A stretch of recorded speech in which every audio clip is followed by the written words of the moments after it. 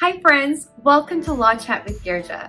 I'm Girja Bhargav Patel, your host for Law Chat, and I am so excited for you to join us today. I have some amazing guests on Law Chat, and they're here to share their experiences and entrepreneurial journey with us, and through their storytelling, mentorship with us, because that is the whole point. We are all entrepreneurs and we're all on a journey, and learning from one another is the best way for us to move forward in our journey as well. And I have amazing guests who are so willing and ready to share their stories with us, their challenges and their victories and their achievements, and also their mindset. I just can't wait to share that with you, and I also just can't wait to have that conversation with them. It's such a privilege to have each and every one of them here with us today, and also it's such a privilege to have you listening in and tuning in. So let's dive in to Law Chat with Girja. Hi friends, welcome to Law Chat. So are you in a season of growth, or are you planning to grow? And does your growth look like expanding your team or expanding your businesses and upping your game as a leader? And you just don't know where to start? Or the fear, which is a really real fear, is there also? Well, I have an expert with us today, Haley Grayless. She is a master's in science and organizational development and the CEO and founder of Växa Collective, where she helps organizations create high performance teams by improving the workplace culture through leadership and talent development. And she's also leading a group coaching program called Millennial Leadership Lab for Leaders. And she also has a Facebook group, and we're going to talk about all of that. But before we talk about all the amazing things you're doing, Haley, welcome to Law Chat. And also tell us, where did this journey start? And how did you start developing these ideas and helping us? Because as a CEO, and I know so many other people who are owners of their business, expanding is tough. The fear of adding new people is tough. And so how did that happen? And where did you find the voids? And just start from the beginning. There's a lot of questions I just asked you. Yeah. Well, yeah, thank you for having me here. I love this. Okay, so I am very inspired by the things that you should not do. So when I see a bad example, I'm very inspired to do the opposite. And of course I'm inspired by the good things too, but when I see things that are falling apart or something could be better, I think that's why I care so much about the environment and climate change and recycling and reduce, reuse, recycle and things like that. I have just always been really influenced by those things. I was really into Captain Planet and Rainbow Bright. I don't know if you watch those shows in Totally 90s. loved Rainbow Bright. Even Yes. Captain Planet. Oh, they're so good. Forces join or something. Remember all this? We create Captain Planet. Yeah. So I was really into that, and definitely a hippie kid. And so I was always just I love people and I love the planet and things like that. And my friends in middle school used to even tease me because I would just I'm such an extrovert, and I would just love hanging out with all the people at my youth group and or at school or whatever. And I would just kind of shout once in a while, oh, I love people. And I come from a small family. I just have one little brother, and I always wanted a Brady Bunch or a Seventh Heaven type of family with just tons of kids all being friends with each other. And so I think that's kind of just what inspired me to want to help people not be miserable. And so throughout middle school, high school, college, and then moving on to India after I graduated from Mizzou, I moved to India because I had just heard about the caste system and oppression and poverty. And I just was oh, well, do they need a little help? And I hate that now I look back and it's oh, this little white girl with her globalization mind, but I still wanted to help. It wasn't I was bringing American culture to India. But so I wanted to work with kids who had been living in on the street. And so I started working in shelter homes and ended up not just working with the children and doing education and hygiene and puberty stuff. I got to really teach a lot of stuff that I had learned through the job that I had in college, which was at Jumpstart, which is work study through AmeriCorps, which was amazing. We got to work with preschoolers. So I used a lot of those skills with the kids in India at these different shelter homes where I was working. But then something I really found, and it's so funny because I did not even know what organizational development was before I went there, was I found myself doing that work. It just comes naturally to me. I noticed oh, there's a real disconnect between the employees of this shelter home and the director.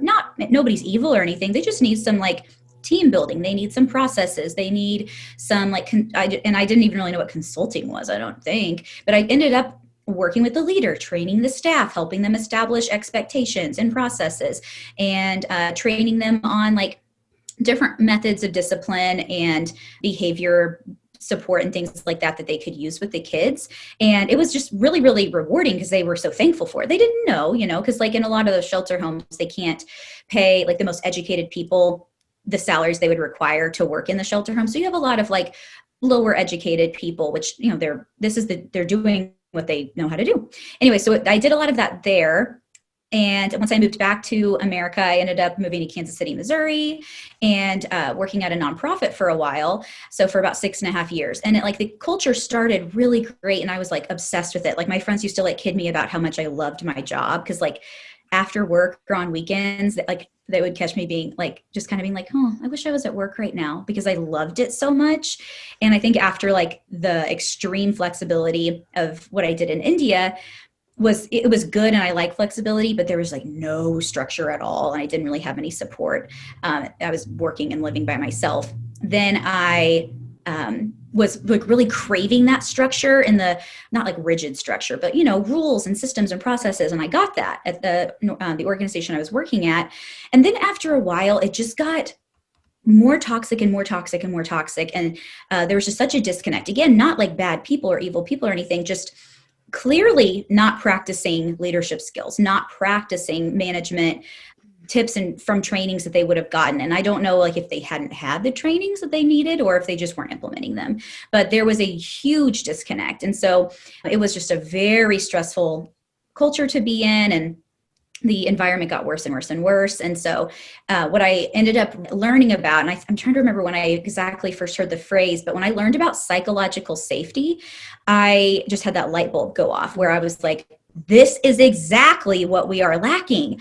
And I'm trying to remember like exactly where I first heard it, but I know that I think I started reading about it in Dare to Lead from Brene Brown. And then she was quoting Dr. Amy Edmondson, who coined that term back in 1999. And they're both just the queens. I love them so much. And so that term means that like when a team has psychological safety, they can appear vulnerable. They can take risks. They can bring their whole selves to work without fear of getting made fun of, having their ideas stolen, or like having like opportunities taken away from them where somebody might like punish them for something they did or a question they asked or something innovative that they tried. And so I knew that that's not what our organization had. And I just really like end up taking matters into my own hands a lot of times. And so I kind of looked for different jobs, and I just wasn't finding what I wanted because I really like autonomy, flexibility. I want to have opportunities for leadership, be my own boss. And so I talked with somebody who was doing, sorry, this is a really long story, but we're going to be going back a little bit too. So I'm okay. I love listening to it. Oh, okay. I'm happy to do that. Yeah. So I went to like some lunch and learn through an organization I was in, and the lady was just amazing about the stuff she talked about. And she talked about the Covey quadrants. So like the time management matrix, or like the urgent and important quadrants. And so she talked about that, and I was like, this is so great. Stephen Covey stuff was really fun to learn about. And then I asked her if she could like get lunch or breakfast with me sometime. And we had that in the next few weeks. And I was like, how did you qualify yourself to talk about these things? Like not saying like, who do you think you are? But I was like, no, what, like, I want to do this. How do you get the credentials? And she's like, well, I got a master's in organizational development. And I was like, oh, no, thank you. I loved Mizzou, but like, I don't really want to ever go back to school. And she convinced me to do it. So shout out to Allie Thornton here in Kansas City. She convinced me to do it. And I ended up graduating from there. It took about 2 years. Like you just take a class at a time. And I focused on like leadership coaching and executive leadership, and ended up graduating as graduate student of the year, which I didn't even know was a thing. I just got invited to something, and I was like, huh, well, that's cool. It's probably because I was like the Hermione of the class, you know? I love it. Like the eager person who was just like always really excited about learning this stuff. And ended up like, and I launched my business actually probably full-time about 6 months before I graduated, maybe a little more. So what I launched year was it that? full-time. It was November 2018. I launched it full time. Mm-hmm. So it was really hard to make that decision because I loved that, like the immediate team I worked on and the boss I had and stuff. But it was just time. I had been there so long and had one promotion not much advancement in my salary. And I didn't necessarily really want to stay in the same industry of fundraising. I really wanted to get into OD and really be my own boss. And then I kind of looked in other roles, but I noticed like, they want you to have like HR experience. And that's not something I want to do because I think that's wonderful, but I'm not specializing in benefits or compensation or compliance and things like that. And so anyway, so I decided to start my business and started consulting for my business and then another company on the side as well, using another tool. And it's just kept growing and growing. And then because of COVID, I switched from mostly like working with company clients, and I still do that for sure, and work with companies on retainer for culture and leadership and team building. But I also am doing that group coaching program you mentioned. And so that's been really energizing and it's really fulfilled me recently. So it's been exciting. Yeah, I love your journey. And I think it is such a testament to taking our experiences in life and applying it in the forward thinking of our life. And I think you did such a great, fantastic job of it because you're actually seeing the holes and now you're trying to fix those holes or fill them in with something. But I'm going to actually rewind a little bit, like how I had said earlier, because what I truly want to also talk about are the shifts that you were taking. And it seemed pretty easy just when you first gave us hey, this is what I did in my life. But I know they weren't easy. And I know sometimes it was probably tough, even experiencing the situation you were in at that time. So before you went to India and you were at Jumpstart, and then you went to a nonprofit in India. Well, now, was this nonprofit like an Indian organization or was it a global organization sitting in India? So it was more of like a very early started international thing, which I'm not even sure if they still are operating, but I was just really like anti-red tape and I didn't want bureaucracy and lots of paperwork. So I was like, I want to go through a really small grassroots organization. So it was very much that. And I was the first like intern or volunteer or whatever they had ever sent overseas that I'm aware of. And so, I sent a 23-year-old tiny blonde girl one of the world's largest cities. I lived in Delhi. And I mean, I'm very risk tolerant. And so I get there and actually like the organizations that I was supposed to be partnering with, that I was told to partner with, didn't really have any idea of what I was talking about. And they had not been prepared to accept me for doing anything. And so I had raised all of my support thinking that I would be working with these like homes for little girls rescued from brothels. And so that's how I raised my support of like, it's like rescuing little girls and hopefully their moms from sex trafficking and sex slavery. And so that's how I prepared. And then the organization that I had been told to connect with was like, who are you? What are you talking about?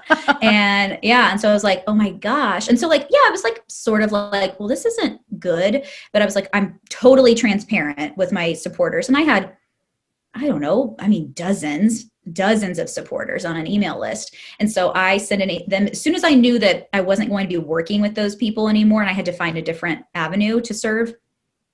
I sent them an email immediately to my whole list and said, hey, here's the deal, transparency, the whole story. I'm not doing what I thought I was doing to do, but it's okay. I'm going to stay here and like find shelter homes or find somewhere else to serve. I mean, hello, I'm an able-bodied, educated, ambitious young woman. Like, let me at them, let me help somebody. And not one supporter withdrew their support. Everybody was like, we are proud of you. We weren't funding that mission. We were funding you because we trust you. We know that you're passionate about helping people in poverty and oppression, and go for it. Like no person said anything snarky, and it was such a blessing. And so I spent like the next like month and a half, like just bopping around to different NGOs, non-government organizations, in India, and just found a couple of really good fits. And they were both shelter homes. One was for boys. And it was like a lot farther out from Delhi. So it was almost like a 2-hour commute. So it was harder to get to that one. The other one was like right in the middle of town, LOL, it's like a giant city. So I spent most of my time there with little girls. Yeah. And so that place was called Jamgat, and they're still in operation. I think they have 3 locations. And so what Jamgat means in Hindi is a lively gathering. And I just love that. So they did a lot of like street theater and stuff with these little girls too. And it was just really, really great. I think it's so interesting because you were so resilient. I mean, if anybody is familiar with India, especially the big cities like Delhi, which is a huge city, and when we travel, we normally go to Delhi first. That's where our home is and all that. And it's not easy to navigate. Like even for someone who's been going there since like I was a few months old in my life. Yeah. I still don't drive when I go to India. I think I would die. And only because there is a method to the madness, and I just don't know the method. I just rather have somebody drive me around. But just navigating and being able, showing that flexibility, and in a foreign country, literally in a foreign country, where the language is also not the same. I mean, everybody speaks English there for the most part, especially in the big cities. But how did that make you and grow you as a person to be who you are today? Like, what were some of the things that you learned in that part of your season of life? Oh, yeah. Well, it's funny you ask, because I, like, my second half of the time there, had a few different like friends, and both of my parents visited, and two of my best friends who also bought their tickets and then called me to tell me they were coming, and like checked the dates with me, but they had already bought the tickets. So I was like, that's going to stress me out, because I was like, what if, because my dad had been there and they were like one day apart. I was like, what if we'd all been sleeping in the same room? That'd be just weird, because, with my dad and my best friends, but they came to visit and stayed 2 weeks, and we like traveled a little bit around India. And what they said they noticed about me was that I was a lot more assertive than I ever had been before. And I don't think I was ever a like pushover or a doormat, but you have to be. And like, you've gone to India, like, especially like with my white skin, I'm going to be like taken advantage of with money and stuff. So I got real good at haggling. It was like a drug, I loved it. And I just had to be really assertive, like with just like, appropriate behavior with some men in the public, and other just like things about like, getting things for a fair amount of money and stuff like that. And so they were like, it kind of put one of my friends off, because she was like, I'm speaking Hindi in this really assertive way. And she's like, it's just different to watch you do this. So I think that's one thing that it taught me, is to really stand up for myself and be like committed to what's right and things like that. Because I remember one time, when my mom was visiting, some man was trying to get us in his car because he told us it was a taxi, and it wasn't. Like, it was one of those things where like, there's like a sticker maybe, or like their license plate looked different. I can't remember exactly because it was so long ago, but I like looked at, he gave me a weird vibe. And so I think maybe my intuition also improved there too. And I like turned to my mom and I was like, this isn't a taxi. Like, we're not going to take this. I don't really feel comfortable getting in this man's car. And I'm not even like a paranoid person at all. Yeah. I'm like, take the risk, just figure it out as you go along. And that's just one thing where I'm really glad we didn't, because he was very shady. So I think intuition and assertion. Yeah. I think it's very interesting, because your assertiveness and intuition is probably something that you're right, that probably you were able to cultivate. But I think that it would hold true for anybody traveling to any foreign country, because it is so foreign. Your guards are up. You're trying to figure things out. Just on a flip side, I've seen India in a different view also, just because we've traveled there and been with family, and our home is there. So it's not all poverty and scary people. It's actually, I don't know if you also must have experienced the hospitality that's there, and the absolutely love, and things like that also. But you're right, though, there are parts of it that can be scary, and that's true for any country. And the fact that you're able to like hone into it, though, because of that experience, though, is a different. It's something to really be so proud of. But now, what made you finally say, like, I'm done? How long were you in India for? A little over a year. That's amazing. You even learned Hindi in over a year. That's so crazy. Well, not fluently, but conversationally. Just enough. That's amazing. I love that. I hate to interrupt this awesome conversation, but I have to stop and talk with you about the number one thing I'm asked about by entrepreneurs: contracts. They're vital to any business relationship and to protect your business. But I also know that entrepreneurs, especially when you're starting up, money is tight. But I would never want you to compromise on a strong legal foundation. So enter yourcontractbuddy.com, a website created by me with contract templates created and drafted by me and fellow industry partners. They're ready to use and easy to plug in immediately. And they are not restricted to any specific state. YourContractBuddy.com is sponsoring this episode, and you and your listener can get 10% off right now with code LAWCHAT. Yes, you heard me right. 10% off right now with code LAWCHAT. And now, back to our awesome conversation. So when you were ready to shift and move back to the States, what was the thing that was like, okay, I got to go now? And how was that? Were you happy to leave, or were you it was a bittersweet? Like what was going on at that time? Super bittersweet. It was so hard to make that decision. The reason that I did was because I had been living with a couple of other like Americans for the first few months. And then the second half of the time I was living alone, and I'm just really extroverted. And I think people kind of tried to tell me this, like people like, I don't know, adults in my life before I left for India were kind of like, are you sure? Like, it doesn't sound like there's maybe like an established team. And I was like, it's okay. I will be like Amy Carmichael and like all the, Mother Teresa, and just be like I'm not Catholic, but like just like a person who loves and serves, and I don't need that stuff. And so, I mean, I literally was like, I am moving there for the rest of my life. And I am honestly sad that it did not work out, because that's what my intent was. But the organization I went through just wasn't very established, and really loved the director, but she was definitely like just a personality that was more of like a visionary, and those visions were not actually like reality in place. And so, I mean, I just didn't have the support, the funding, the programs, the literal like human to human interactions and like collaboration that I needed and wanted.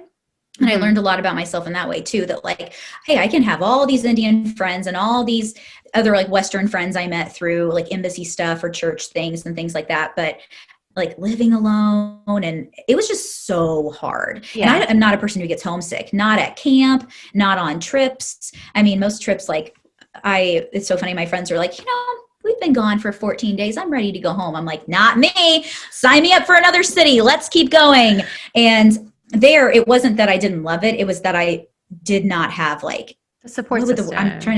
The support system I needed. Yeah. And so like I had a lot of Indian friends, but to them, like the shocking things that you see in India, and like you said, it's not just poverty, but the things that you do see that are poverty or oppression and things like that are pretty, they take you back. And it wasn't shocking to them. And so like, they just couldn't like process it the same way with me, because they'd seen it so many times. And so I think things like that, it was just like, it's mentally exhausting. And so I decided like after a while, this is not sustainable for my mental health. And it was really hard to make that choice, but I decided to move back. And then I remember landing in the US. I think I landed in St. Louis. And I remember thinking like in Lost toward the end of that series where they're like, I have to go back. We all have to go back. That's kind of like what I was like saying to myself. I was like crying and thinking like, well, I have to go back. And someday I hope I get to, and I would even be open to living there again, but just not alone. Yeah. Yeah. Yeah. And I think in general, it's just any place you go to, it's different. And either you adapt to it in a way, I don't know, it's different. It takes a lot. And I think the biggest thing is support system. So you came back here, and then you started working with a nonprofit here also, which you loved, like you said earlier, but then later on it became a toxic environment. And so when you were ready to pivot again from that nonprofit, what was that pivot like? What were some of your mindsets that were changing, and how did you have to evolve your mindset again to make a pivot? Yeah. Well, I think that honestly, that toxicity that was in that workplace was almost something that like you can like use like an analogy to like an unhealthy relationship, because the way that they like I won't say a person, but like the way the whole culture like really made me feel was like I was like crushed in spirit. Like I honestly felt like my spirit had been, and I am like an enthusiastic, really, really exciting person. Like I love people, I love everything. And people would like tease me like, I think that you care about this place too much. And I was like, okay, I'll just tone it down. But I mean, I care. And for that not to be like cultivated and for me to be more empowered and inspired, and instead just crushed and shut down and stifled. That's what was happening all the time. So I was like, well, no one else will want me. Like I didn't even necessarily want to go somewhere else, because I was like, if I lose my job here, what if and I just went real dark, like real, like worst case scenario. I was like, I'm going to be homeless living on the street, and no one will ever take me in, and I will never find a job. And it was just awful. But like I was in such a deep, dark, anxious place because of lots of things that had happened there, like accused of things I didn't do, and like leaders just not trusting and like not cultivating psychological safety and not being good leaders who own it when their team doesn't hit goals. And like that's what a leader should do. It's like a captain goes down with their ship. So instead they would blame the team. I remember at the end of one of our like fundraising seasons, the leader of our department, talked about how we had really not hit the goal. I don't know how we would have. It would have been impossible because of just the toxicity internally and the reputation the organization then had in the community. And they said, well, maybe next year we'll have a high performing team. I mean, nothing about this, anything in that meeting or many meetings they had was psychologically safe, inspiring, good leadership. Like you cannot say that. Like that is almost like textbook, don't say this leadership quote. Like that is not something, you don't blame your team. You don't say that you guys aren't high performing. It's, you say, what did I not do to help them achieve their goals? Because it's on you as the leader. So that's kind of like the mindset I had, is I needed to change from not believing in myself and literally feeling I'm not worthy to start a business, not worthy to get a master's or to have my own clients and stuff. Because, there were certain people, no women actually, but a few older men would say things like, what makes you think? And that's how it started. Like literally, like I can think of like 4 people, older men who would say, what makes you think you can do leadership development? What makes you think a 45-year-old CEO male will listen to you, tell him how to run his business? And there were just so many things wrong with that statement. First of all, and they weren't even making you think. It wasn't like a pondering question. Right. It was more like a, let me show you your place statement. Question. Yeah. Like, little girl, who do you think you are? And so that hurt too. Cause I mean, and like I mentioned, I had all that, like, learn to be more assertive and everything, but it's hard when like people you respect, and these aren't people who I had bad relationships with. It was an uncle, it was a mentor, it was a friend, and like guys like that. And it's like, this is why America has not elected a woman president yet, even though many other countries far less developed than ours have had female presidents. There's just this deep misogyny. And I may be short, some people think I look young, I don't know, whatever. Regardless, I'm an expert in this. I have studied it. I have been a leader. I have managed people. I have a master's degree in it. I'm good at it. I'm creating systems, processes in my own entire working process that I work with clients on. And I'm good at coaching. I'm good at consult. So do I have to list these things out? I mean, and it hasn't happened then lately, but when I first started, that was getting a lot of that. So it just made me a little fearful to leave my job and to launch the business. But I'm so glad I did, because I am motivated by impact. And that's why I loved the mission of the organization I had worked at before, and loved the work that I did in India, and why I needed to have an impact and like a mission in my company, because I'm not like just motivated by seeing like my bank account rise. I'm motivated by hearing people's lives being changed. And when I think about like Brene Brown talks about, really aligning with 2 main values in your life, like picking 2 things and aligning everything you do with those. So every decision you end up needing to make, every path you go down, what are those 2 things and do they align with it? And so the 2 that I've chosen, and I think that I'll probably stick with these, are changing the world or making a difference, and being courageous, or courage. And so everything I am doing, I'm trying to make sure it's going to change the world, and I'm showing courage. I don't ever want to be somebody who's not showing that courage. And so that's kind of like part of just like being a badass too. Like is that a value? Be a badass. But that's what I want to do. And so I had to just change that mindset to like, no, I can do this. It'll be hard, but I'm going to make it work no matter what. That's incredible. And then having that determination of, I love the idea of having the 2 pillars, or like your 2 missions, just changing the world and being courageous, and then having those the decisions you're making be part, like making sure that they're part of that decision. So I think that is incredible. Yep. And going back to the whole mindset, I mean, I can't imagine all the negativity surrounding you and telling you can't do it, and then you having to pull yourself up and say, no, you watch me. But then when you were saying watch me, and there's like that moment, that aha moment that you have, and it may be a subtle one too, because sometimes you're just kind of going in the motions, but what is it that flipped the switch for you and said, you know what, I'm not going to let this negativity that's already brought me down bring me down anymore? So how did you said you had a shift in mindset and you had to change it. What were some tangible ways that you changed that mindset? So some tangible ways, I think that's just like, I mean, and I have like little like statements of inspiration from coaches and stuff like that written all over. And like a lot of it is like just affirmations like I am making this work, and I have to do hard things to get to where I want to go. And I used to believe competition is bad, but now I believe it's empowering. And it means that there's a lot of people changing the world for the better too. And so I think one of the things that was like the major flip was I had a good friend who believed in me so much. And he just like, I mean, would just say that I was like the most inspiring person. And I think this sounds so conceited, sorry, but, but like was just saying really, really, really encouraging things. And I completely believed in me and used this quote. And it's probably attributed to somebody, I'm just not sure who, but we live in cages with open doors. We just need to walk out of the cage.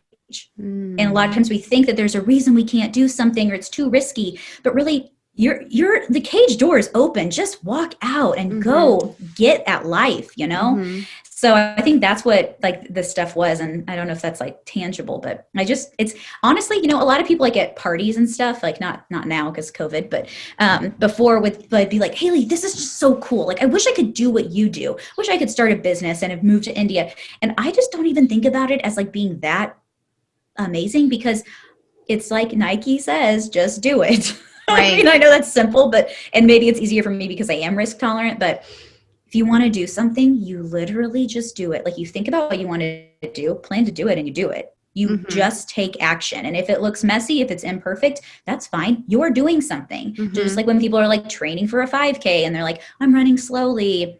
Well, you're lapping everybody on the couch, you know, like it's better than like thinking about doing it. And then it's all just like this theoretical thing or this concept. You'd like to run a marathon. You'd like to run a 5K. You'd like to start a business, move abroad and change the world. You have to take the first few steps, just like literally do it and get people to support you, find a coach or a mentor or whatever, and just keep going. Like, don't stay in the same spot. Like keep doing that something that's hard and makes you uncomfortable. I completely agree. And I think also a lot of it boils down to personality also. Yeah. Like you said, you're less risk averse. But even if you are you can't tolerate risk. Like you just are not like, let me embrace you risk.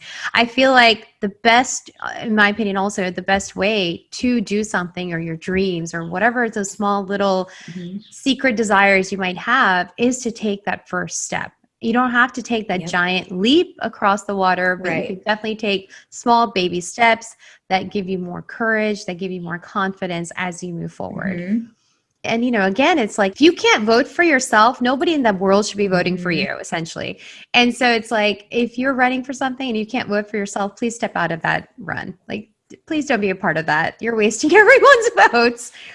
You have to believe in yourself. And even if the world is saying how you had all those people saying to you. So now fast forward, and now you're like, hey, look at me. I am doing exactly what you said I couldn't do. And I think that is so commendable. Bravo to you. I love that. I know you were saying that you were starting a business. You were already kind of working somewhere, but then you're like starting a business now. And so that shift also came, you were saying, because you wanted to do something. And so how did that shift happen again? And what was the mindset that helped you finally take that leap of faith and start your business? Oh, I love that. And I love that you asked about mindset, because that's something that I didn't really have like a tangible understanding of until like a coaching program that I've just gone through this past year. And I've learned so much about mindset and how much it actually makes a huge difference. And so to be more intentional with mindset helps you be so much more successful and faster too. What really changed and what helped me like kind of decide this is what I want to do was I call Myers-Briggs type indicator, like the personality assessment, my first love with personalities, because I discovered it maybe in college, but really got into it in the last few years of working at the nonprofit here in Kansas City. And when I read my personality profile, I was like, oh, this is like opening up my brain and heart and like seeing myself. So I read about that, and I'm an ESFP, but really in between ES and ENFP. Really 50-50 probably on that one. But I read that, and then I had all my friends take it. And then I kept a little, like in my notes app, I had everybody's name and their personality type. And then I pretty much just got committed to memory, because I used it, like if you actually use something, if you teach it. And I was always like, I remember being at so many parties and people would be like, Haley, what am I again? And what is she? And I'd be like, you're INFP, you're ESTJ. And this is how it kind of da, da, da, da, da. And cause I just studied it and read it all the time. And so then people were like, gosh, like, you're just so good at teaching this and talking about it. And my friend, I remember we were sitting around a campfire in February 2016, maybe 16. And he was like, you should just do this as a business. And I was like, well, how could I do that? It was just like a twinkle in my eye at this point.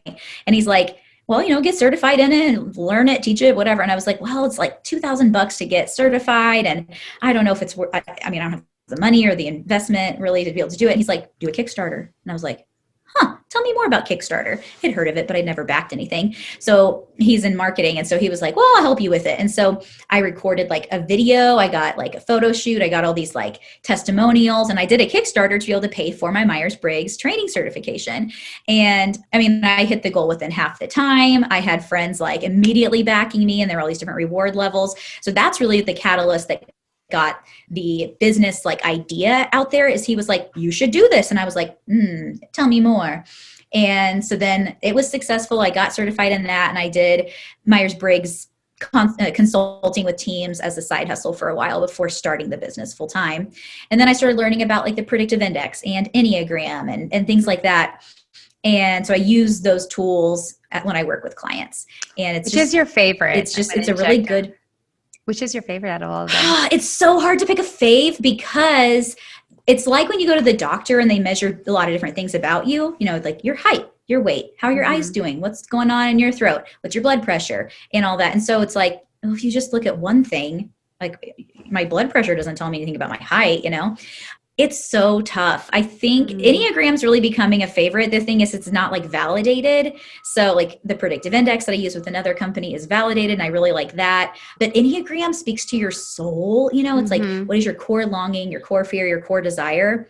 And then there are wings and there are arrows. And I think it's just so robust, even though it's like this ancient tool that nobody's totally sure where it came from exactly. But I love it. So I think that and like that in combo with Myers-Briggs is just a really great pairing, because they measure different things, Okay, good. Good to know. And, I think something that is really interesting is that you actually had a couple times where you had a lot of community support financially in a way to help you achieve whatever dream or desire you had. And I think that is so cool. But I also think it's actually pretty bold to ask the community to help, in the sense of, please give me money so I can do XYZ. But of course your XYZ, there is a noble cause to it. It's not just for the win. Was that something that you even thought about, or was it just something that you just did and it was just very natural to you? Well, I had always been pretty comfortable with fundraising. Even like in band and things like that. When I, it was like, go sell Christmas wrapping paper and chocolates, like door to door to raise money. Like I was just like, cool. And I was, and I was fine, like going door to door and asking people to buy stuff. That was like as a child, and then becoming like a fundraiser. And I, even in college, I had gone to Jamaica on some mission trips and raised money that way. You send out support letters and people can, and I had done that. And then with India but there's always a reason behind it. And I wasn't like, it's not like you're just giving me money to go hang out on a beach or something. It's like, like give it to me and like I'll use it to like get my hands dirty. And so I felt pretty comfortable about it. And I was like, well, if I don't achieve my goal for this Kickstarter, I'm a bad fundraiser because you have like 30 days. And if you don't achieve it, it doesn't look good. But I surpassed the goal within less than half the time. So it was all good. And I was comfortable with that. And so I'm really thankful to have that community support, and like my friends and network are just so important to me and like so precious. And like I'm single, so I don't have like somebody else's income to lean on, in case of anything. And I don't have like a trust fund or anything. So, what I make or what I raised back then is it. And so it's really wonderful to be able to have a supportive network of people. Wow. That's incredible. And it's such a blessing to have that as well. Totally. Yeah. And so after the certification, and then you went in and after obviously you got your master's degree, and then you started your business. Now the business that you've started, What were some of the hiccups that you had in the beginning, and whether it was your own personal hiccups or actual hiccups, and then how did you overcome them? Yeah. So some of those would be, so sales, like I thought fundraising and sales would be interchangeable. They aren't. And sales is just a whole other thing. And nobody honestly, you don't know what you don't know, you know? And so like I had gone off and done the India thing and raised money, but sales is totally different. And nobody told me that when you start a business, you are automatically in sales. Like you are a salesperson. If you're an entrepreneur, you're in sales. Nobody told me. I didn't know. Somebody even asked me, like a male mentor was like, well, do you know what the sales cycle looks like? And I was like, the sales cycle? What's that? I didn't know. And so I still didn't really understand. I was like, what? I still didn't really understand. Yeah. So I started my business and I'm like, where's the money? Like I thought everybody was just going to like want team building and development and leadership and culture and all this. And it was just harder to sell than I thought. So that was only a hiccup of like, what do I do here? Like, why aren't people buying? And it was so like the sales cycle was so slow. And so now I'm realizing like, oh, this is why wasn't working a process. Because I was like, I'm so well networked, I'll be fine. But I was doing one thing and then I was doing something completely new with my business. So that was a big hiccup. And then I didn't really have I wanted to customize everything for all of my clients because that's what like the organizational development process taught me. But I think that that doesn't translate to selling to an external client. It translates fine if you're an internal OD or OE, organizational effectiveness consultant, like inside of a big company. Then it makes more sense. When you're an external person like me, I have to sell them on something, and a confused mind doesn't buy. I learned that from my coach. And so like when you present somebody a customized package or a very ambiguous package or something, they don't want to buy because they don't know what you're getting. And I'm like, well, I don't know what I'm doing because I haven't done a needs assessment and all these surveys and stuff. And so I had to decide, like, I've got to figure out a process that I can customize internally, but from the beginning, I can say, here is at least my process with options. And that has gone a lot better. And making sure that I think I was trying to do a lot of things that weren't life-giving to me. And it is not sustainable. Like I'm an Enneagram 7 and ESFP, and we don't like doing arbitrary crap. And to me, I don't like spinning my wheels. I don't like, it's like a gambling thing. I don't want to gamble because it's not a sure thing. I'd rather work hard. And then it's like, who said this? The harder you work, the luckier you get. I don't remember. It was like Warren Buffett or something maybe. Yeah. But it's so true. I think you're right. Yeah. Yeah, he has a lot of good ones. Yeah. And so that was something where I was like, I don't like just spinning my wheels. And so I ended up trying to make it a lot more clear and try to have more things set up for success. And that's why this group coaching program is so life-giving for me, because I'm working with people who want to be there. They're signed up. They come to a call once a week and an individual call every month. And it's just so rewarding for me to be able to train and coach in those ways, and just have people who I know actually want to get better at leadership skills. They want to be better managers, and instead of just selling all the time. And selling is not bad. Selling's helping. I love all of that. But to actually do the client work is what's life-giving, Yes. Sometimes even in my own business, I'm just like, gosh, am I a lawyer or am I a salesperson? Or am I somebody who's trying to just manage all the time? Like, what am I doing? And it can get frustrating when you're running your show and you feel like you have studied to be one thing and that was your whole goal for the business, but then you have to do all these other things. And so it's so nice to have a coach like you or somebody else who can actually help the owner or the visionary of the business actually implement and execute.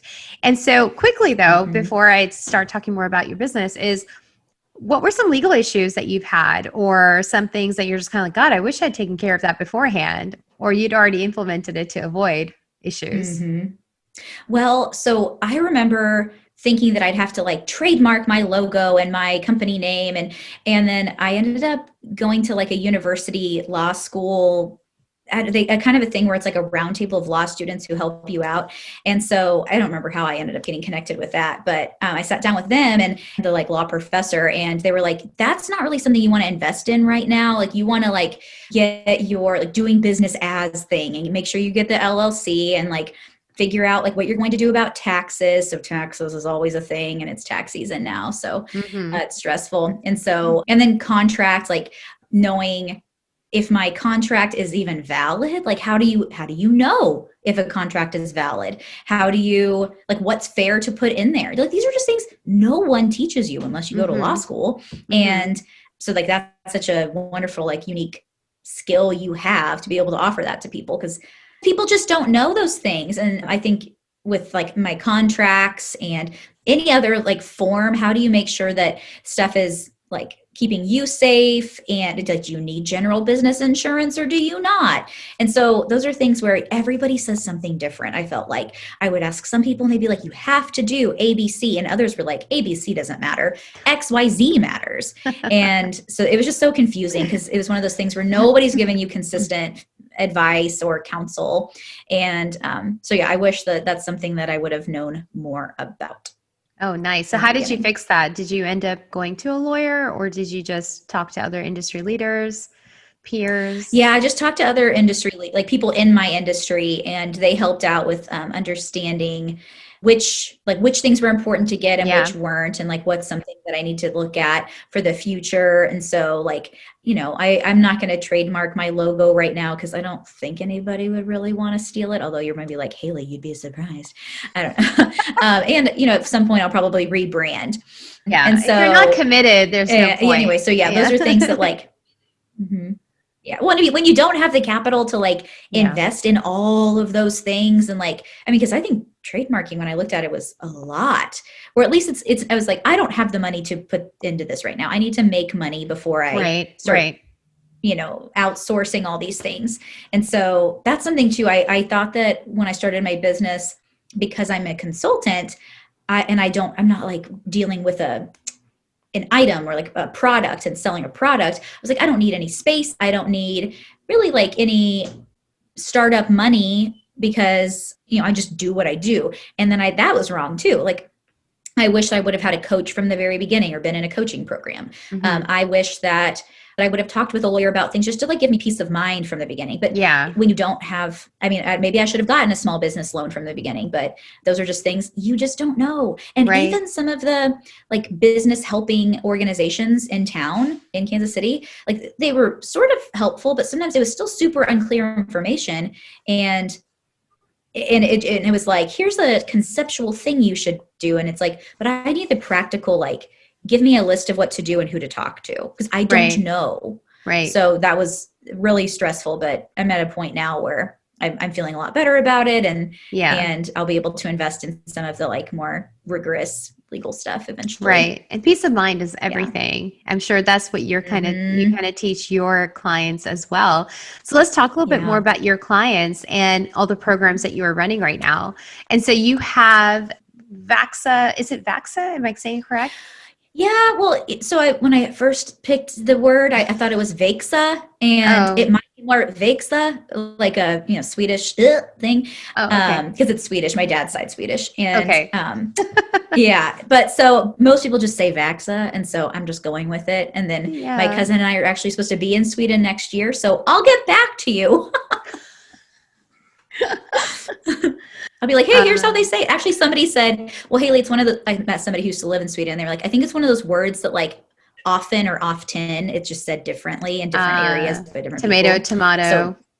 So, well, tell me a little bit more about Växa Växa Collective. Växa Collective. So I started it because I care so much about people not hating their jobs. Like I was stressing myself out by how much I dreaded going into work at the last organization I worked at. I mean, I would cry on the way to work. I knew people who would like throw up the morning before going to work, that getting the Sunday scaries and being scared to go into any meeting with their boss. Oh, it's horrible. But those are not made up things. They are literally things that have happened to me. I mean, for like 6 or 7 months, I think I was so miserable because of an accusation that wasn't true. And I don't know what the heck happened. My hair was falling out. I had such a low appetite that I bet I ate like 200 calories a day. It was like maybe a little cream in my coffee and a Chobani yogurt. I could not eat. And like, I am an eater. I love food. I remember going out to this Indian restaurant in Kansas City with my dad for my birthday. He came up to visit me, and I was still, it was just, it's anxiety is something you like can't control. And it was so deep that I had never experienced before. And I just remember being like, Dad, I'm so sorry. Like I took like 1 or 2 bites, and you just, I don't know if you've ever felt that way. Like you cannot take another bite. You have no appetite. It's like, this is disgusting to you. And that's my favorite restaurant. And it was miserable. It's the year that the Royals won the World Series. I was an anxious mess, like not the worried, like, oh, something bad's gonna happen. It was just like that deep, deep anxiety of like, I'm worthless and people hate me or something. Cause I went from like being the golden child at work to this. And it was just, that's what I'm talking about, that toxic culture. Culture. Yes. And it's not okay. Like there's so many things we're done wrong, but that's why I do what I do, because nobody should experience that. That's why we have to always assume positive intent, give people the benefit of the doubt. If something bothers you enough to go as a leader, go talk to that person's direct, if somebody low level bothers you and you want to talk to that person's boss, instead of directly talking to them, that is a bad leadership move on your part. Like we need to have direct conversations regardless of who's at what level or whatever, but like believe the best. And if you have time to go gossip about somebody, you have time to go tell somebody or tell on somebody to HR. If you have time to go talk to somebody's boss instead of directly to them, then you have time to talk directly to them. It's a better investment of all of your effort and your time to just talk directly to the person you have conflict with. Either that or get over it and let it roll off your shoulder. You know, it's like, but so, cause some people, like when I teach feedback and conflict management, some people will be like, do we have to like give a feedback conversation about every little thing that bothers us? And I say, no, there are certain things you need to, like, we all just need to kind of be like, oh, give that person grace and move on. But if you have time to go gossip about it or go tell on them to somebody, you have time to talk with them directly about it. That advice that's is something golden. I'm a big believer in. Yeah. Well, and it just golden seems so advice. simple, but it's hard because conflict is uncomfortable, but it is inevitable. We have to understand how to have good conflict. I remember having a recent like uncomfortable conversation with a friend, and I thought that we were close enough to have like a vulnerable discussion about something. And she got really uncomfortable and like stepped away for a few minutes, came back, and I was like, hey, are we able to have a conversation where we disagree on something? And like, I know that this feels like conflict, but I feel like we're close enough to be able to like disagree and talk about it. And she was like, yeah, I think I just, it just took me like off guard, or I was off guard, or I felt uncomfortable. And so then we talked through and it was fine. But it's not something we're really like taught to do growing up, and even in adult life or in college and high school or anything. So it's hard. And I'm trying to help people be able to have these conversations. Don't fear conflict because it's inevitable. Just know how to do it. Yeah. So so you have a one-on-one with Växa Collective, and then you also have a group membership program, mentoring, coaching program. Yes. So are most of the people that are coming to, they're leaders, they're owners of their businesses, and is that right? Like well, so I work with companies on retainer doing like a process of employee engagement and leadership development, management training and stuff.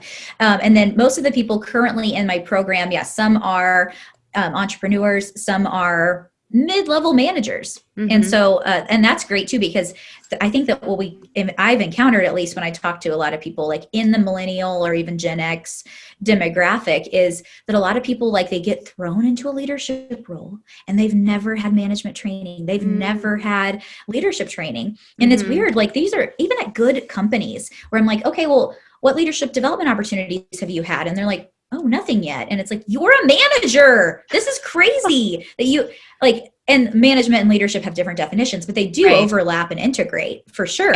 And so those are things you need to learn. If you're not investing in your team, especially like as a larger organization or wanting to grow, people need development opportunities so they can so they can help your company be its best. And so that's something I've noticed a lot. So I like working with that middle group too. Yeah. And I think it's so interesting because you're not just like, this is the kind of qualities you need to have as a leader, but you're also about changing the core root of the problem, which could be just the culture, the environment. So what are some of your top tips to any business owner on how to create a environment that is conducive to good leadership, but also to good employees and a thriving business? Oh, there's so many. But so I'll probably boil it down to just a few. So one would be like, it's such a cliche, but manage by walking around. Get to know all of your employees. You know, I worked with an organization, the Toxic Place, where CEO is a great person, but I remember like talking with him in the break room and he looked at me like he had never seen me before. And this was like a 55-person organization, not large. Yeah. And like, I remember asking like, how has vacation to Cancun or whatever? Great person again. But he was just like, he almost looked at me like, why are you talking to me? And it was kind of like, that was just hurtful. Like, I think I'm really affected by people's facial expressions anyway. But so that was something where it's like, you don't even know us. And that's on you. You're the leader here. Walk around. Don't just talk to vice presidents, talk to everybody. So get to know people, manage by walking around. So like if you walk up to somebody's cube or office or ask for a Zoom call, and they should not get that fearful like stomach drop thing of like, oh my God, what is it going to be about? Am I getting fired? Am I in trouble? No. To be able to reach out, somebody should be like, oh, it's just normal for my CEO or my leader or whatever to reach out to me. It's normal. It's good. That means they care. They just want to learn about what I'm doing. So that get to know people's personality assessments, use something consistently. Don't do it as a one and done and never talk about it again. Know yourself and have self-awareness around it. Communicate it with people on your team and understand theirs and understand how they work with each other. Then maximize people based on their strengths and their drives, what drives them in the workplace. If you're not doing that, like, so if somebody put me in front of a computer all day, which that's basically what COVID is, which is terrible, but like, I remember applying for a job somewhere, good company and everything, but the position I applied for was some like marketing communication low level thing. And they knew how to polarize a candidate, because I remember them in my second or third interview say like, hey, so we like really love you. You'd be a good fit on the team and everything. But how would you feel being chained to a computer all day? Because it was like a lot of just like editing and writing and emailing and Excel spreadsheets. And I was like, ooh, I honestly know I can't do that. I know myself well enough to know I would hate it. I would hate it. And I'm not going to last here if I do that. So like, know yourself, know your people, and know that like you don't put the Haleys of the world working in a database all day or on an Excel spreadsheet all day. Like, I need to be out there talking with new people, doing presentations, doing something innovative and changing it up. And once in a while, yes, I have to implement ideas that are more complicated into a spreadsheet or get organized in a database. Yes. But overall, you want to like see like Haley's strengths are woo and communication and connectedness and things like that. So like, go let her relate to people. And then people who are the opposite of that, why would you put somebody who loves systems and processes and math out in front of groups to do public speaking, you know? So know how to leverage your people's strengths. And then psychological safety is something I already talked about, but it is honestly like the number one most important tool to use to have on your team for a high performing team. So like Google did this huge study called Project Aristotle, and they looked at like tens of thousands of their employees and looked at which are the highest performing teams. So like lowest turnover and highest revenue results and most innovative ideas, et cetera, whatever they qualified high performing as. And they found that 5 major factors were the key contributors to their success. And the number one, far and away, more than the others, was psychological safety. So that people can bring their whole selves to work. They can take risks. They can appear vulnerable without being afraid. So like, that's not at all what I experienced in that organization I worked in, you know, like, I mean, I had an SVP steal my idea and present it as their own. And like, I called them out right when they did it. 'Cause I was like, that's funny. That's the exact same idea I just told. I mean, I was not having it. That was my assertiveness, you know? But yeah, like that kind of thing. Like you shut down the idea when I brought it to you and now you're presenting it like you just came up with it. It was so crazy.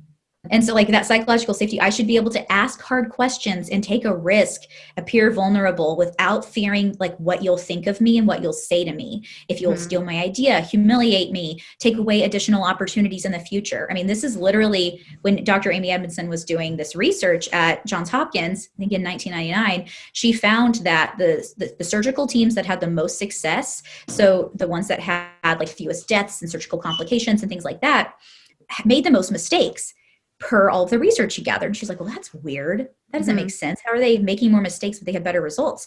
And she thought, wait, what if they're not making more mistakes? They're just willing to talk about their mistakes. So she went back, gathered more data, did more research, and found that's exactly what the case was. Those surgical teams that had higher success rates would ask embarrassing questions in front of each other. They would appear vulnerable. Maybe the surgeon or a nurse or an anesthesiologist or whatever would appear like, humble, and not like a tyrant. And because of that, because they were humble and they admitted their own fallibility, they acknowledged other people for doing the right thing or challenging them, and that person was right. So like the nurse was right. Oh, thank you for that. That creates a psychological safety where the patient was having better results. Like, so lives were literally saved. So psychological safety from Google to a surgical room, is an OR, I guess is what they call that. Yeah. In, Grey's Anatomy language. That is what makes the difference. And it's not something where it's like, that only works in a business environment. No, it works in medicine. It would work in small businesses like yours and mine. And it will work in giant corporations. Right. Like Google, Yeah. So I would say those are three major things that come off to the top of my head. Love that. So just a recap on the three major, the recap would just be, knowing, walking around, getting to know your people and everyone that's working for you. So even in today's Zoom world is connecting, having conversations face to face, even though we can't be in an office environment all the time, doing personality tests. I think that's great. I think even for small businesses, would you say that, hey, do a personality test on your people that you're hiring, even if they're like independent contractors and they're not full-time employees? I'm pretty sure that like legally you can only use certain validated assessments. So I know predictive index is okay to use. I use that with one of my, I use that as a consultant for another company, but it's from what I've heard, like Myers-Briggs and Enneagram and stuff like that are not legal to use in hiring because of the validation isn't there. Right. But not just for hiring, but even post-hiring when you're using it to like get to know and I love that it's like, leverage their skill set and leverage it for your business, leverage it for the success for them in your business and also for your business. And then of course, 3, psychological safety. I think that is huge. Like that has been my biggest takeaway from here, just to even have, I didn't know there was like a word for it, and probably because I just, I read Brene Brown, I read, all that stuff, but I just haven't maybe paid attention to it, but I'd love that. And that's like for the corporate culture or for your business's culture and the environment. But say now we're trying to, as business owners, we're expanding, we're growing, and we want to hire somebody and we want to grow our team. What are some ways for us to, like tangible ways that we can use, or tips that you have to hire new people, whether it's an independent contractor or whether it's a employee? What are some things that as owners we could do? Yeah. Wow. There's again, so much, but especially like when you're starting out, because I have one person who works with me, she's my graphic designer, and it's just like a few hours a week. So what I looked for was not somebody like myself. And actually she came to me, so I just got lucky because it's a friend of mine. But then she was like, hey, do you want me to do your design? I was like, let's talk. So we did. But so I did use, I already knew her Myers-Briggs and her Enneagram, but I had her take the PI predictive index as well. And it was great because somebody who's going to be in marketing, who I need to like work on my website, work on my design and just like more like things that need more like diligence and formality. She has a very high level of formality, which is like structure, and usually like there's like one way to skin a cat and you want to do it right the first time and like that kind of stuff. I'm very, very low formality, like super low. I think there's lots of ways to skin a cat. Like there's lots of right ways. There's no structure or whatever.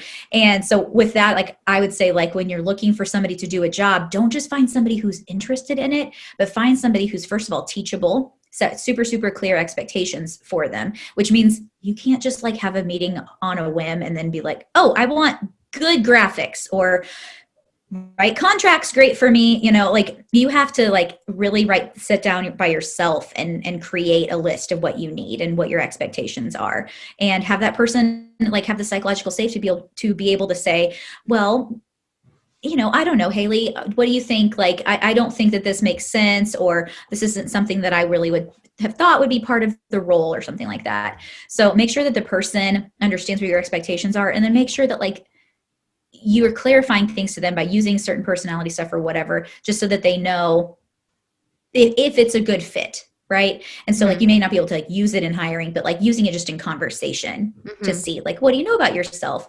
Is this a good fit for you? Like ask those polarizing questions. Like if somebody said, well, you know, you'll be like on the road a lot and you'll be meeting a lot of new people, and Haley, you'll have the opportunity to do a lot of like presenting, like out in the community, I'd be like, cool, those are things I like to do. Let's go. But if somebody said like they did in that one interview, do you want to be chained to a computer? Oh my gosh, no way. Right. So I would say those things.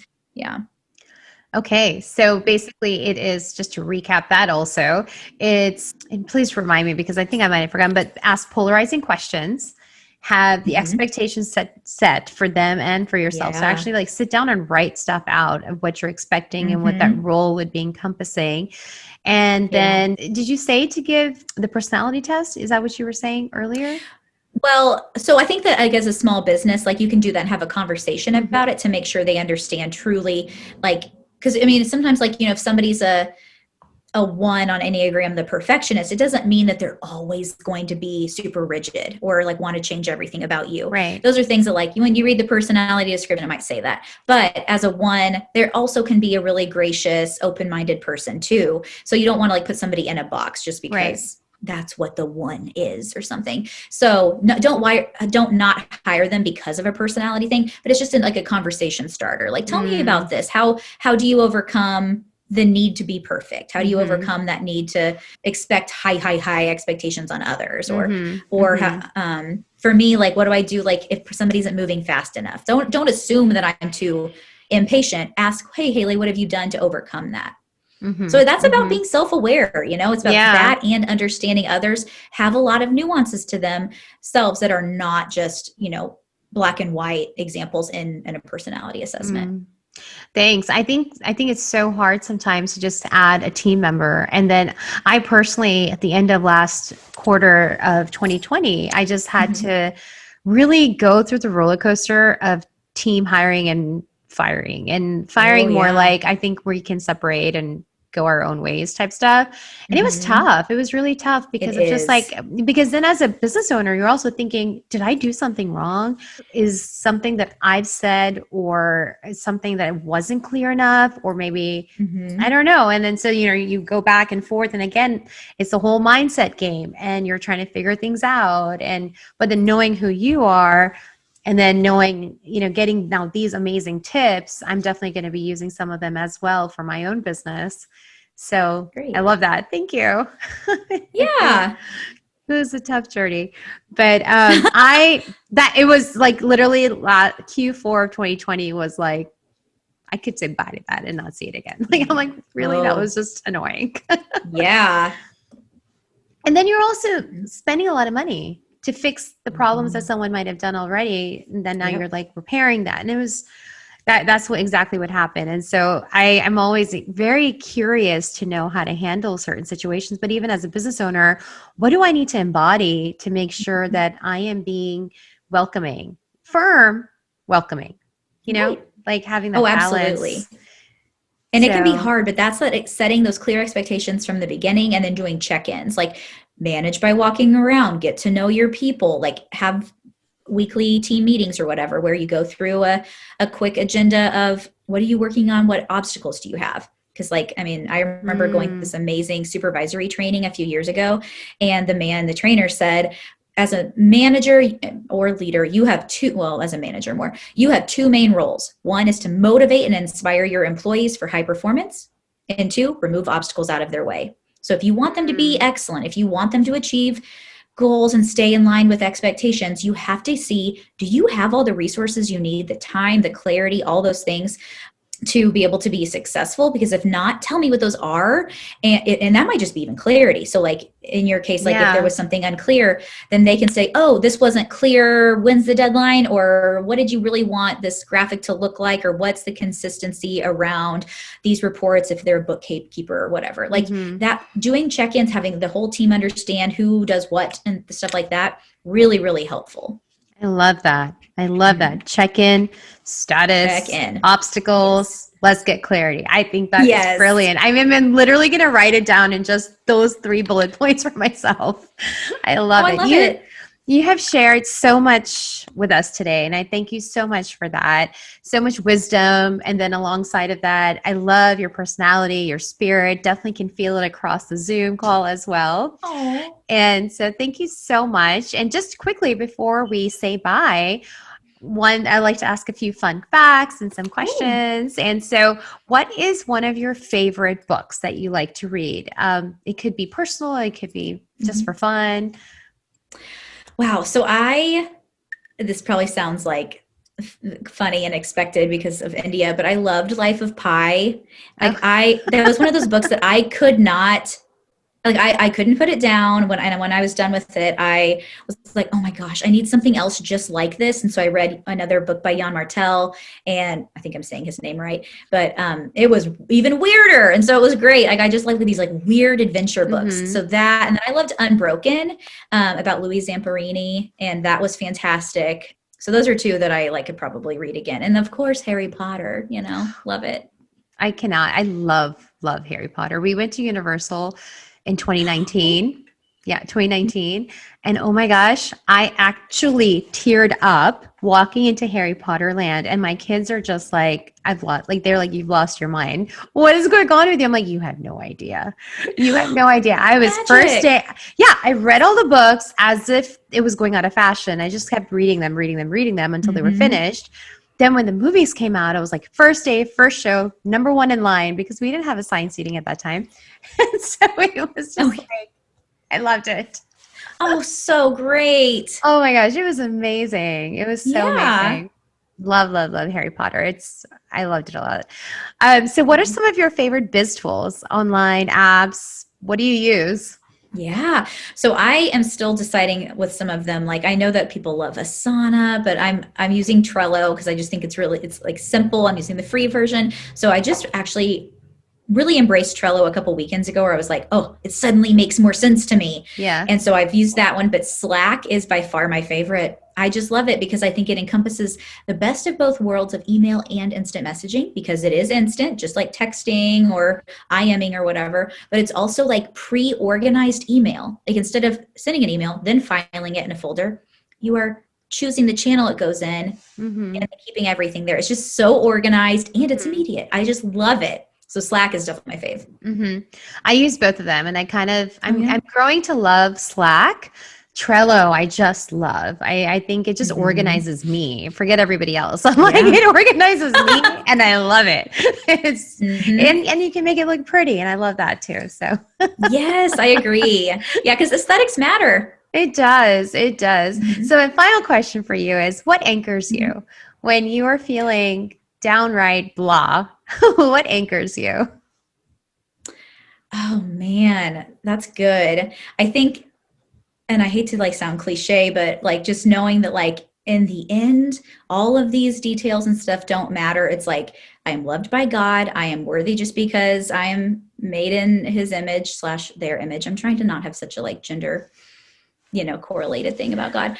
But so that really anchors me. And then just I have the best group of girlfriends, from high school and college, and we still talk all the time. And I just don't know what I would do without them. My best friends mean the world to me. And I know that they just love me so unconditionally. That we've all gone through phases of our life where we're probably harder to love or get along with. And I've never felt less loved by them. They're just the best. Yeah, I love that. I think even Michelle Obama's book, in her book, she was saying how her core group of girlfriends is what makes her move also. It's part of her system, her ecosystem. And I think it's so true to have that core group of girls that really are your cheerleaders and people who are just in it to win it for you. So that's totally. That's so incredible. Now, how can everybody reach you? Everyone that's listening, how can they reach you? Because I know there's going to be some people who are going to be like, gosh, we need her. We need her I mind. love that. We need her intelligence. We need her guidance. So how can we reach you? Yes. Okay. So I am on LinkedIn. So you can always follow me or link in with me there. Send me a message. Let me know that you actually heard this podcast. And I'm just Haley Grayless, MSOD, I think, on LinkedIn. You can email me, Haley, HALEY, at Växa Collective. That's VAXA collective.com. And then look for my Facebook group. It's called Millennials Advancing Leadership Skills. And if you are not a millennial, that does not matter. It's just a marketing niche. So anybody's welcome to join that. Join Millennials Advancing Leadership Skills. And then feel free to check out the website, VAXAcollective.com. Again, that's VAXA. Mm-hmm. And there's a tab you can click on for the group coaching program called Millennials or Millennial Leadership Lab, and check that out because it's something where like the more the merrier. We love it. It's a 6-month group coaching program with as much support as you need. A Slack community that we have, and I get back to you as ASAP within 24 hours. There's a weekly, 2 weekly calls now and an individual monthly call. So those are some ways to get a hold of me. And I really do look forward to connecting with people from the listening world. Yeah, love that. And so many ways. And the Facebook group is also free, right? Yeah, absolutely. Awesome. The Facebook group is free content, free training. I go live every week, at least once, to do a free training.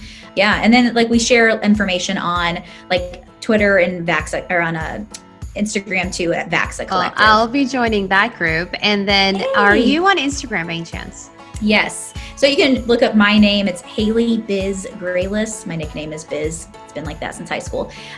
So that's my personal account, and my business account is Växa Collective. Awesome. Everything is going to be in the show notes anyways, along with all your favorites and everything else that we have talked about, including Brene Brown. And so I am just so happy that you were here with us today, sharing all of your journey and all of your knowledge. So thank you so much for being with us today. Oh, thank you. This was great. Thank you so much for joining Law Chat with Girja. I love these kind of stories and conversations where we can be real, honest, and open, and having fun at the same time. I hope you are inspired and motivated to keep doing the amazing work you are doing. If this is something that gave you all those feels and then some, truly motivated and inspired for you, you can show your love in all or one of these ways. Be sure to give this video a thumbs up, subscribe, and share this video with your community and tell them about it, or share with somebody that can benefit from it. I look forward to seeing you next time on another episode of Law Chat, and until then, keep moving forward. Bye.